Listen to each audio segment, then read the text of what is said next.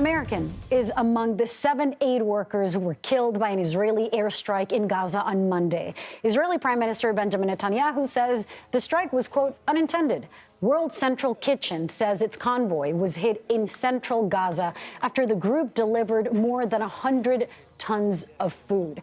CBS News senior foreign correspondent Holly Williams is in Tel Aviv.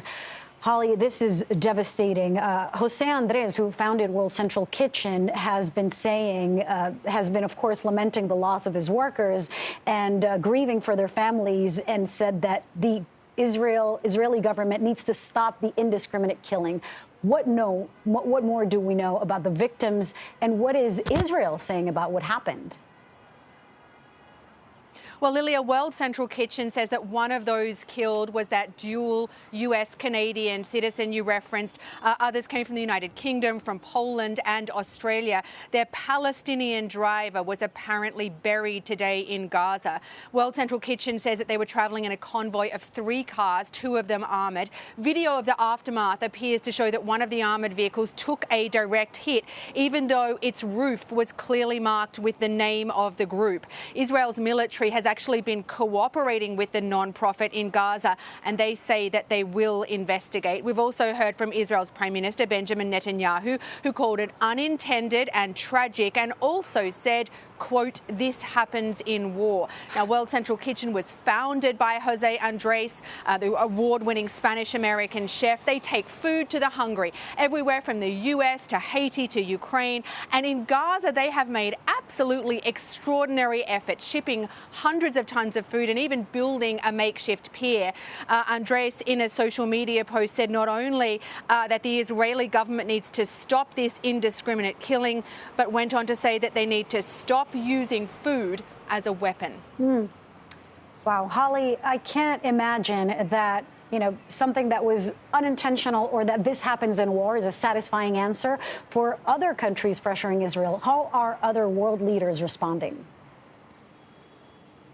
Well, we've heard from Secretary of State Antony Blinken, who described the victims as heroes and said that they represent the best that humanity has to offer. He said that the US government had spoken to Israel and urged a swift, thorough and impartial investigation. And he also said that the US has, quote, impressed upon the Israelis the absolute imperative of doing more to protect innocent civilian lives, be they Palestinian children, women and men, or aid workers. Now, those are very strong words, especially coming from Israel's most important ally. But as we know, that relationship appears to be strained. One of those killed has been identified as an Australian woman, Zomi Franken. And we heard even stronger words from the Australian Prime Minister Anthony Albanese. He said that Australia expects full accountability from Israel. He said that this should never have occurred and is unacceptable. Holly, I want to turn now to Syria. How is Iran responding to that airstrike yesterday on a building that's used by its embassy in Damascus by Israel? Right, so this was an apparent airstrike on a building used by Iran's embassy in Damascus. Iran's Revolutionary Guard say that 7 of their members were killed, including a senior commander. Iran has blamed Israel. Now, Israel hasn't commented, but it's thought to regularly strike Iran-linked targets. We have heard from Iran's supreme leader, Ayatollah Ali Khamenei. He said Israel, quote, will be punished. So that's a pretty dangerous scenario in a region that's already very tense. Holly Williams, thank you. Joining us now is Yossi Mekelberg. He's an associate fellow of the Middle East and North Africa program at Chatham House, an international affairs think tank. Thank you so much for joining us. Let's start, of course, with the news of this attack on aid workers. Let's talk about how damaging this is for Netanyahu and his government, which is already so frail given such profound opposition and protest. Good afternoon. Thank you for having me. First and foremost, our hearts go to the families, to those who lost their lives while doing such an important job in the middle of a war when there are so many people, if not already suffer from starvation, or on the verge of it, and they risk their life to ensure that these people have actually a meal to eat. As for the damage, this is an ongoing damage of months no end, because There are hundreds and hundreds of people in Gaza in desperate need for humanitarian aid when it comes to food, to medication, to any other aspect of humanitarian aid. And as we speak, according to UNRWA, the UN agency that works in Gaza for more than 70 years to provide humanitarian help, and itself lost 173 people of its employees, said that there are only 1/3 of the trucks that are needed of humanitarian aid is entering.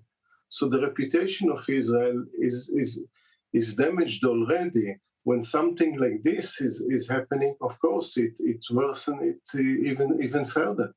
And exactly that's why Jose Andres said, that Israel needs to stop using food as a weapon. So do you see this being an actual turning point on how the war is being handled?